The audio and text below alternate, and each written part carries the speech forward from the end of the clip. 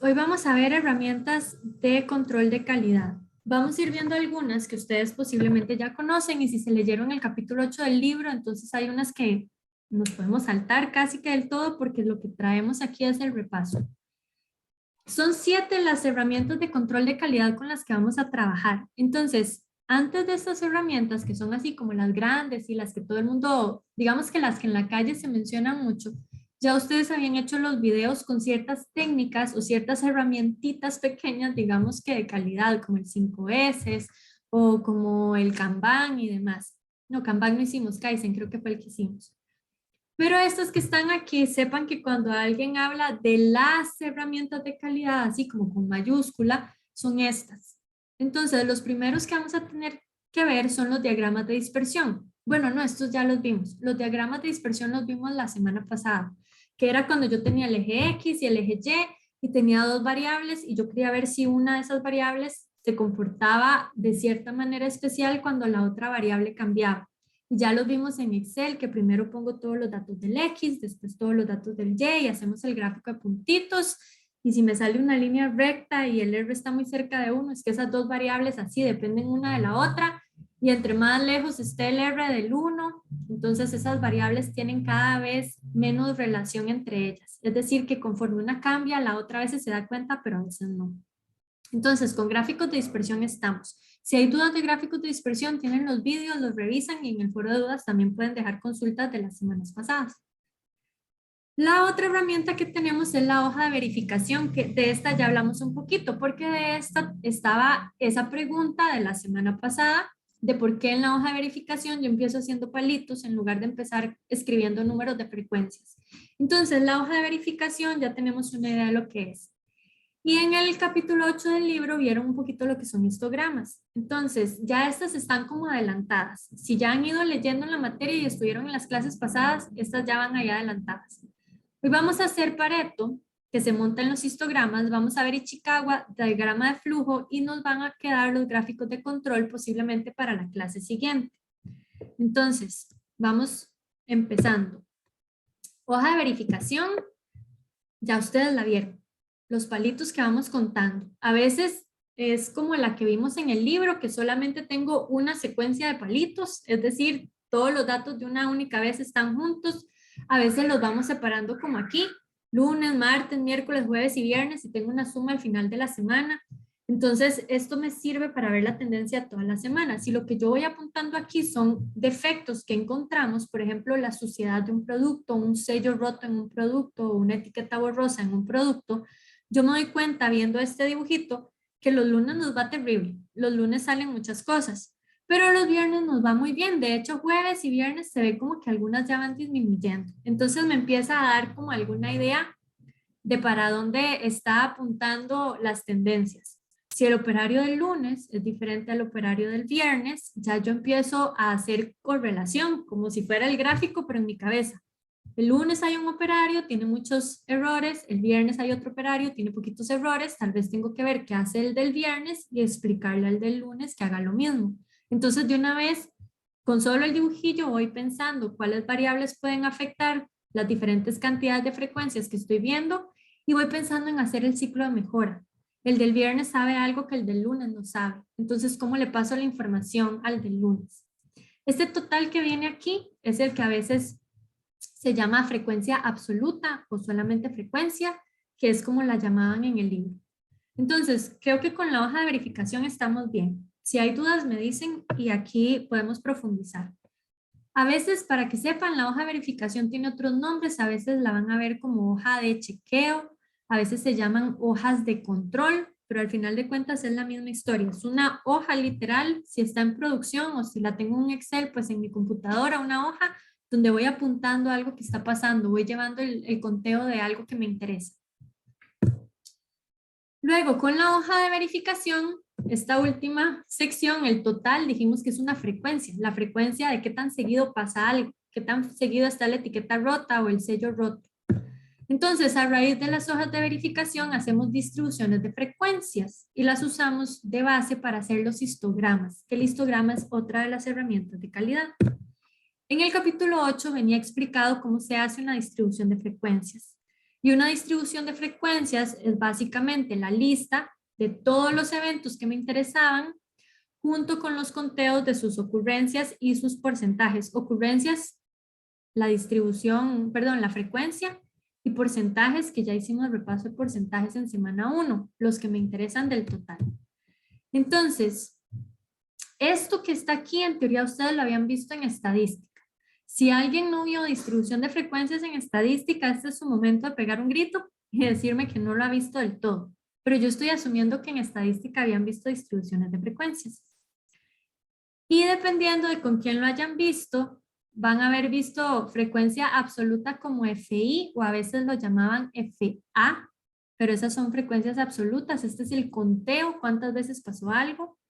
Y la frecuencia relativa normalmente aparece como FR, que son los porcentajes. Luego vamos a tener frecuencias absolutas acumuladas, a veces las llamaban frecuencias menos de, a veces le ponen frecuencia con una flechita para abajo. Entonces yo puedo tener frecuencia absoluta acumulada o frecuencia relativa acumulada. Es lo mismo que yo diga frecuencia absoluta menos de o frecuencia relativa menos de. Es la misma historia. Y tengo las Ds acumuladas que se llaman más de o les ponemos a veces una flecha para arriba. Entonces ahí está eso como nomenclatura. Lo que sigue lo voy a pasar volando. Les va a quedar aquí el ejemplo completo por si alguien lo ocupa, pero lo voy a pasar volando porque como les digo, estoy asumiendo que en estadística ustedes las vieron. Y en el capítulo 8 del libro también estaba la explicación de cómo hacer la distribución de frecuencias. Entonces aquí viene un ejemplo. Le preguntamos a 28 estudiantes cuánto dinero gastaron el mes anterior en salidas a bares o restaurantes. Y aquí vienen las respuestas de esas personas. Entonces tengo todos los datos, desde los que gastaron 8,000 colones, 20,000, 120, etc. Ahí están todos los valores. Entonces, con este ejemplo, aquí viene construido paso a paso una distribución de frecuencias a pie. Es decir, si la tengo que hacer yo así con lapicero y papel, ¿cómo la haría? Entonces, lo primero es calcular el rango de los datos. Escucho un micrófono. ¿Alguien tiene dudas, chicos? ¿No? Ok.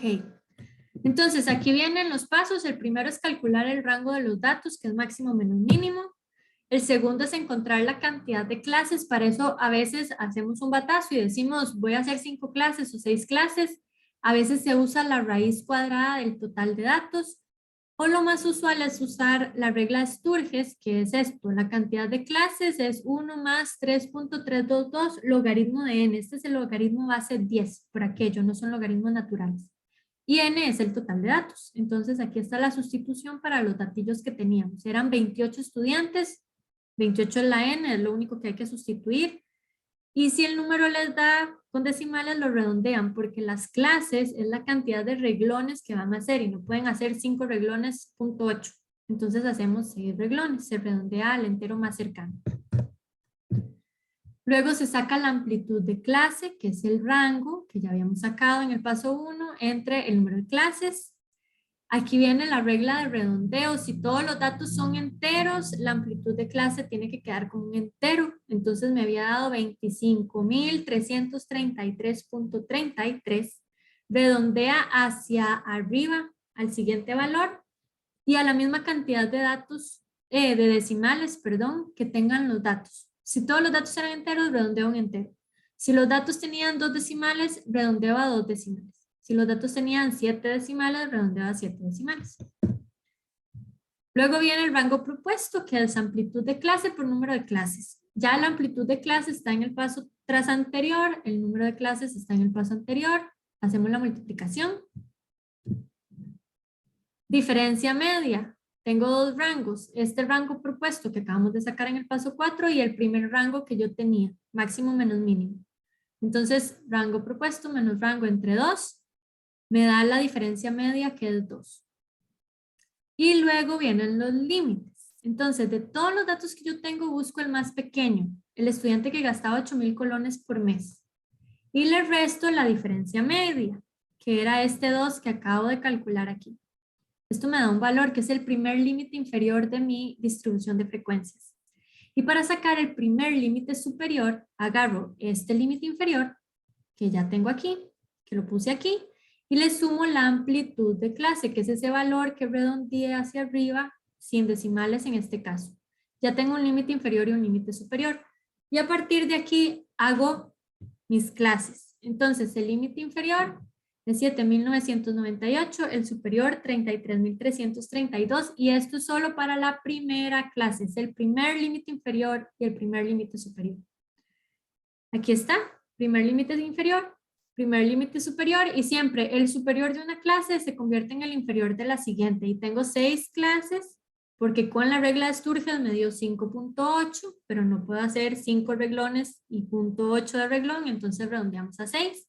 Son 6 regloncitos. Este que está aquí pasa para acá. Le hago el mismo tratamiento al límite inferior, le sumo la amplitud de clase, llego al superior, lo paso para acá.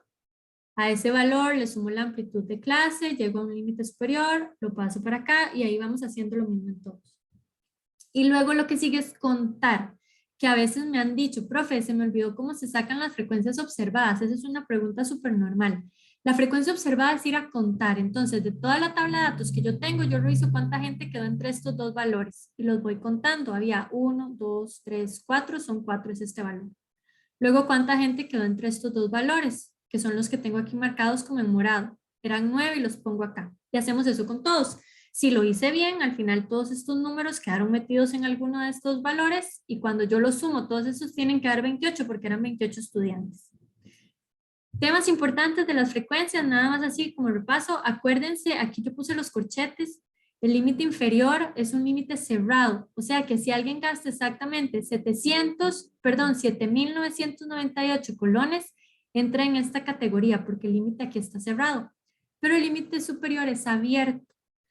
O sea que si alguien gastaba exactamente los 333.332 colones, no lo puedo meter en esta categoría porque como el límite está abierto, significa que aquí entra cualquier cosa que esté entre este valor y algo inferior a este. Si yo tengo la persona que gasta justo este monto, no la cuento en la primera categoría, sino en la segunda, que empieza exactamente en ese mismo valor, pero aquí el límite ya se cierra. Entonces aquí sí sería cualquier persona que gasta exacto este monto, así exacto, hasta menos que este que está aquí. Entonces ese es un repaso rapidísimo de distribución de frecuencias. Cuando ya tengo las frecuencias observadas o las frecuencias absolutas o el FI o el FA, como le hayan dicho a este número, ya tengo montada casi que, digamos que casi que toda la tabla. Esta es la parte difícil. Entonces ahora lo que sigue es sacar el FR, que son, mira, aquí no dice FR. Voy a devolverme y se lo voy a poner para que no quede ahí guindando. Ok. El FR son porcentajes. Ustedes saben sacar porcentaje. Habíamos hecho en el quiz de la semana pasada de diagnóstico cómo se calculaba un porcentaje. Son los que me interesan del total. Esa sería la proporción y multiplico por 100 para que sea un porcentaje. Entonces, estos 4 que me interesan, porque están en esta categoría, son 4 de 28, 4 entre 28 y multiplico por 100 para que sea un porcentaje, es el 14%. Y hago lo mismo con los demás, 9 entre 28 por 100 me da 32, 6 entre 28 por 100 me da 21. Las frecuencias acumuladas con la absoluta, pues trabajo con la absoluta de aquí. Este 4 es este 4. Y luego 4 más 9, 4 más 9 me da 13. Y luego voy acumulando de arriba para abajo, como está la flecha. 4 más 9 más 6, 4 más 9 más 6 me da 19. Y cuando ya los sumo todos, pues llego al 28. Y la frecuencia acumulada más D, o la que tiene la flechita de abajo para arriba, es la misma historia, pero empiezo por el de abajo. Este 3 es este 3. Este 8 es 5 más 3, me da 8. Este 1 que tengo aquí se lo sumo a este 5 y a este 3 y todos estos sumados me da este 9. Y voy sumando de abajo para arriba hasta llegar al 28. El FR es lo mismo, pero con los relativos. 14.3, 14.3. A 14.3 le sumo este 32, llego a 46. A este 46 le sumo el 21, llego a este 67. Y este empezó por el último. Este 10 está aquí. 10 más 17 me da 28. 10 más 17 más 3 me da 32 y ahí está. Esa es la construcción de la tabla. En este ejemplo van a encontrar también interpretaciones. Les recomiendo que agarren la tabla, la última, la que ya está montada, esta, agarren estas preguntas y se revisen a ver si las pueden responder. Aquí vienen las respuestas, pero obviamente la idea sería que ustedes, sin verlas, vean a ver qué respuesta dan y después revisen las respuestas que vienen ahí para ver si las hicieron correctamente. Y aquí al final les dejé el formulario, el resumen de todos los pasos para hacer la primera parte, para hacer los límites, que es como la parte más lenta. Para que sepan también, les estoy dejando dentro del aula virtual una presentación que dice distribución de frecuencias continuas con Minitab. Entonces, Minitab es un software estadístico que es de pago. Entonces, yo no les voy a pedir ahora que todos lo tienen que tener. Pero si alguien quiere bajar la versión de prueba, la puede tener por 30 días. Y entonces yo aquí les estoy dejando estos documentos y ustedes pueden ir agarrando estos valores de aquí. Yo les mandé el editable al correo para que nada más copien y peguen. Y lo pueden llevar a Minitab a tratar de responder estas preguntas que vienen acá y yo les estoy dejando las impresiones de pantalla de cómo sería en Minitab. Minitab tiene muchos gráficos que Excel no tiene. Por ejemplo, en Excel el histograma que vamos a hacer es un gráfico de barras ahí ajustadito, pero Minitab puede hacer un histograma así como legal y le puede poner la curva encima y toda la historia. En Excel vamos a llegar a una aproximación muy parecida, pero no es idéntica. Entonces, si alguien quiere travesear Minitab, si a alguien le interesa ir ahí como aprendiendo otras herramientas de análisis de datos, tienen esta presentación con todas las impresiones de pantalla. Tienen las interpretaciones también ahí explicadas qué significa cada una para que la puedan revisar. Entonces ahí les está quedando esa presentación por si a alguien le interesa. Para que no tengan que hacer todos estos pasos, sino que nada más meten los datos y Minitab hace el cálculo por su cuenta. No, puede ser que hacerlo a mano no de exacto que hacerlo con Minitab, porque a mano hay un montón de aproximaciones. Por ejemplo, la regla de Sturges, para empezar, esto es una aproximación. Y hay un montón de veces que tuve que redondear cuando lo estoy haciendo a mano. Minitab se salta los redondeos y llega a redondear hasta el final. Entonces van a tener ligeras diferencias, pero las diferencias son muy poquitas. Y como ya dijimos, la idea de esto no es que el valor numérico dé exacto. Cuando estamos haciendo este tipo de herramientas, la idea es que el valor numérico a mí, con un método, me dé muy parecido a mi compañero con otro método y entonces los dos lleguemos a la misma conclusión lógica a pesar de que no estamos saliendo de exacto el mismo valor. Que eso debe ser como una idea rarísima si uno estudia conta, porque a veces en conta la idea es que las cosas cierren en un número. Pero en estadística a veces la idea es tener suficiente información para tomar una decisión.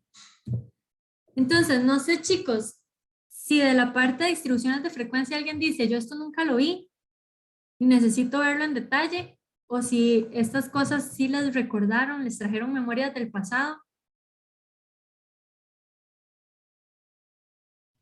Sí, me acordé, profe.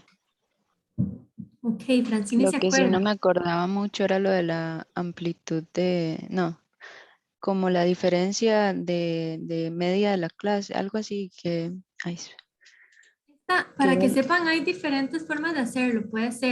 Puede ser que yo tenga un paso aquí que ustedes nunca hayan visto. Eso sí podría ok, ser posible. Y de hecho, si ustedes revisan el capítulo 8 del libro, el capítulo 8 del libro se salta como estos dos pasos.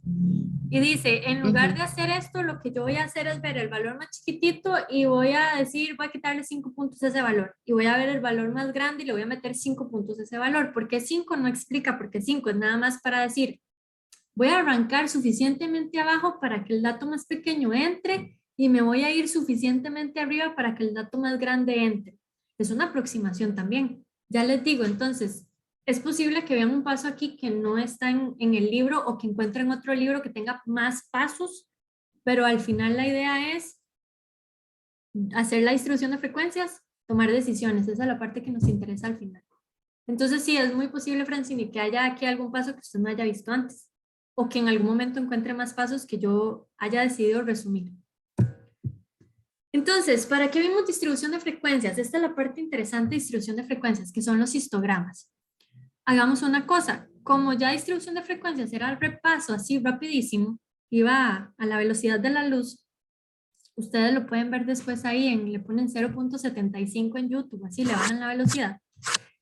Cortemos esta aquí y veamos histogramas, que este sí lo vamos a llevar con calma y vamos viendo las otras herramientas como para ver si nos queda como por lo menos tal vez todo máximo por vídeo, para que no tengan después que escarbar en muchos videos cada herramienta por aparte.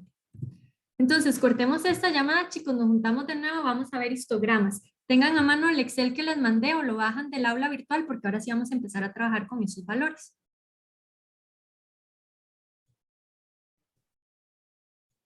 Nos juntamos en el mismo enlace.